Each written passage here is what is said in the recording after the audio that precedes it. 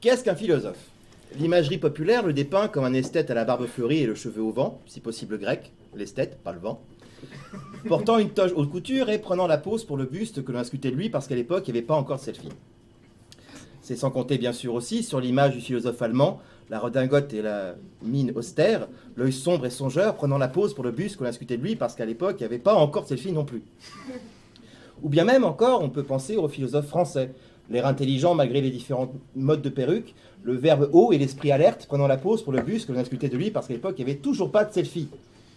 Le philosophe des années 2000, lui, quand il est parisien, s'habille comme tout le monde quand personne ne le regarde, fait ses courses et se cure le nez au feu rouge dans l'anonymat, mais s'habille classe quand il va faire le beau à la télé pour y faire montre de beaucoup de rhétorique et prendre la pose pour la selfie qui nous épargnera enfin d'en trouver un bus quelque part. Mais si ces ancêtres grecs avaient à cœur de décortiquer le monde et la vie pour en extraire des réponses et des réflexions profondes, et que ses aïeux français et allemands ont pris goût à compliquer le tout, notre philosophe parisien, lui, ne fait que se parer du manteau des premiers en se gargarisant du sang des seconds pour venir ensuite nous le roter au visage. Ce qui est une intention charmante, vous en conviendrez. Et l'on ne peut bien sûr penser à l'élite philosophique de la capitale sans penser à Bernard-Henri Lévy. Gérard Lambert de la philosophie moderne, ses aventures sont toujours une joie pour qui aime le fantastique social et le burlesque quotidien.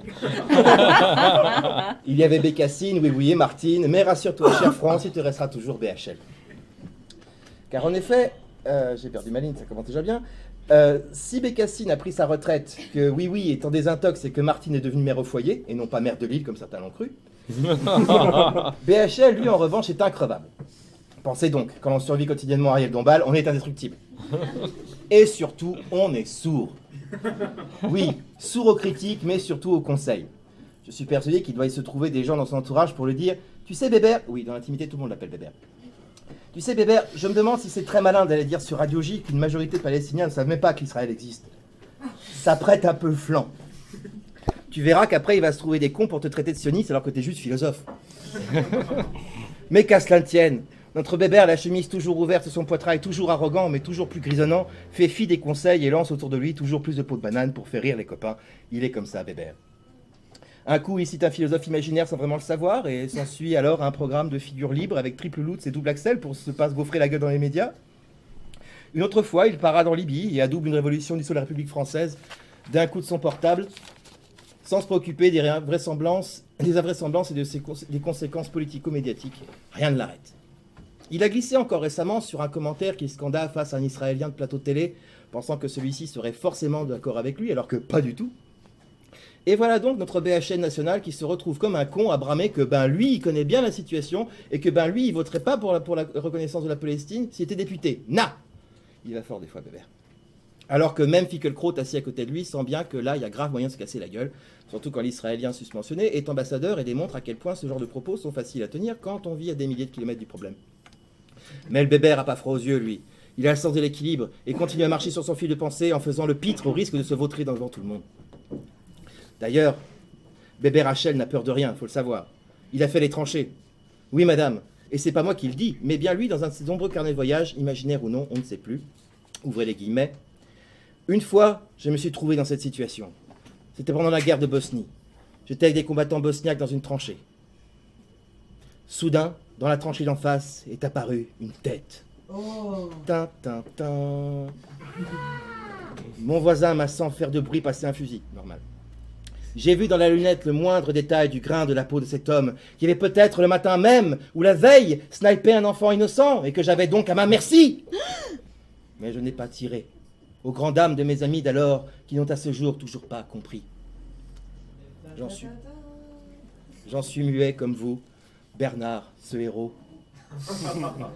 Frodo Baggins du quartier latin, il part pour le Mordor dès que l'œil de Sauron pointe à l'horizon. Quel courage! Un jour en Bosnie, le lendemain en Libye, et sans qu'on lui demande en plus. C'est con qu'il reste pas quand même. Quelle abnégation! Ces dernières aventures en Ukraine paraîtront bientôt dans les kiosques. Ne les ratez pas, ce serait sûrement dommage. Car en plus d'être altruiste à plaisir, BHL a des dons de clairvoyance qui lui permettent d'affirmer que Poutine est un danger pour l'Europe. Incroyable! Qui pourrait pourtant croire en regardant la sympathique frimousse de Vladimir qu'il puisse être un danger pour qui que ce soit? Qui pourrait croire que le brave Vladi... Oui, dans l'intimité, tout le monde l'appelle Vladi. qui était juste le garçon bouché au KGB pourrait faire du mal à une mouche. À un Tchétchène, oui, mais pas à une mouche. C'est tout simplement renversant. Mais Bernard-Henri Lévy, James Bond, philosophe sans gadget et sans filet, ne fait jamais de compromis, comme le prouve l'aphorisme qui orne la première page de son site internet éponyme. L'art de la philosophie ne vaut que s'il est un art de la guerre. What? Ça veut tellement rien dire que ça a valeur de parole d'évangile. Je pourrais vous parler de cet homme pendant des heures, mentor des générations à venir et des lendemains qui en déchanteront, mais je préfère en cet instant citer Mordicus d'Athènes, qui disait en 288 avant Jésus-Christ, « Pour l'honneur de la République et la pérennité de ses institutions, parler pour ne rien dire et ne rien dire pour parler sont les deux principes majeurs de tous ceux qui feraient mieux de la fermer avant de l'ouvrir. »